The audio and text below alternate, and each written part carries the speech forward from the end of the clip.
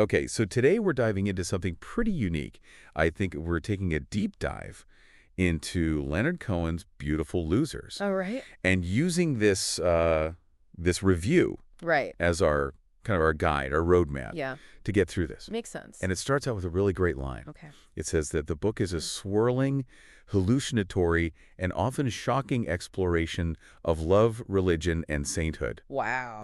That's pretty good. Yeah, That's not yeah. what you typically see on the back of a book. Yeah, that's not a typical So SERP. what are we getting into here? Well, you're definitely in for a ride. Okay. Beautiful Losers is not your average book. Right.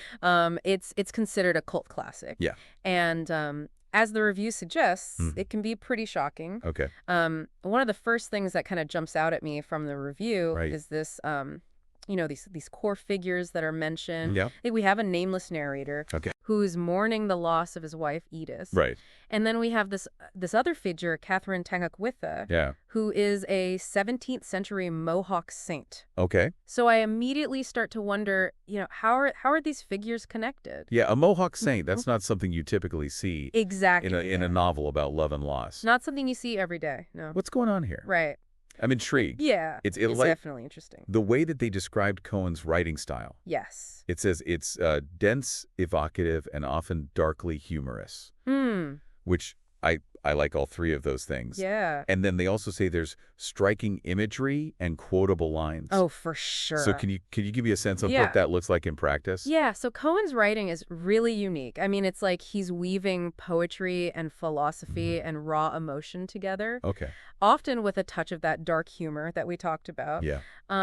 And it's not always easy to understand. Okay. It can be very dense, but Right. when it clicks, Yeah. it's just incredibly powerful. I mean, there's this one line Okay. where he describes his love for Edith as a fire that burns everything but itself. Whoa. Yeah. That's great. Really makes you stop and think. Yeah. A fire that burns everything but itself. Right. So you're saying this book, Yeah. it's not really something you can just kind of Exactly. sit back and It passively. demands attention. Yeah, you got to be engaged with it. Absolutely. You have to be willing to go on a journey with Cohen, Okay. to wrestle with his ideas, Mhm. and to be open to some pretty unconventional storytelling. Yeah, and they did warn us about that, right? Yes. The review mentions explicit content Yes. and a nonlinear narrative. Right. And both of those, I think, could be a little bit And it's daunting sticking. Right. for someone who's maybe not read Cohen before. Mm-hmm. So what is that? So Okay. What is that going to be like? when you say nonlinear narrative, Yeah. what does that even mean? Right. What are we talking about here? So think of it less like a straight line Okay. and more like a puzzle. Okay. So like pieces all over the place. Exactly. Yeah. Cohen jumps around in time. He shifts perspective, Okay. often leaves gaps for the reader to fill in on their own. So you're actively participating in creating the story. Yes, exactly. It can feel a little fragmented, Okay. but that's all part of his genius. Yeah. And he's challenging us to piece it all together, Okay.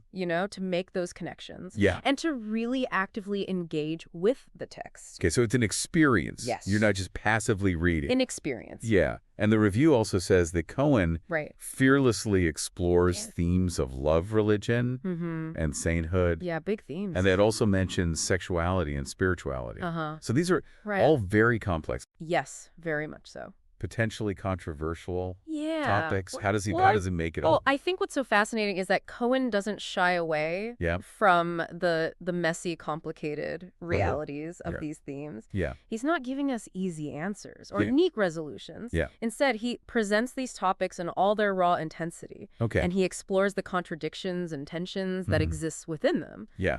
For example, we have the narrator's obsession Right. with both his wife and this Mohawk saint. Right. And it raises questions Okay. about the nature of love, Okay. about devotion, about how we create idols for ourselves. So he's really shaking things up. He's trying to make us think differently about Yeah. the big concepts. Yeah.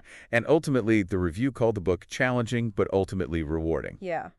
And a testament to Leonard Cohen's brilliance as a writer. Would you agree with that? I think that's a pretty accurate summary. Okay. Yeah. It's a book that pushes boundaries, Right. challenges conventions, Mhm. and it forces us to confront ourselves Right. and the world around us. Yeah. It might not be for everyone, Right. but for those willing to take the plunge, Yeah. it's an unforgettable experience. So I have to ask, after this deep dive, are you feeling drawn into Yeah. Cohen's world? I think so. Yeah.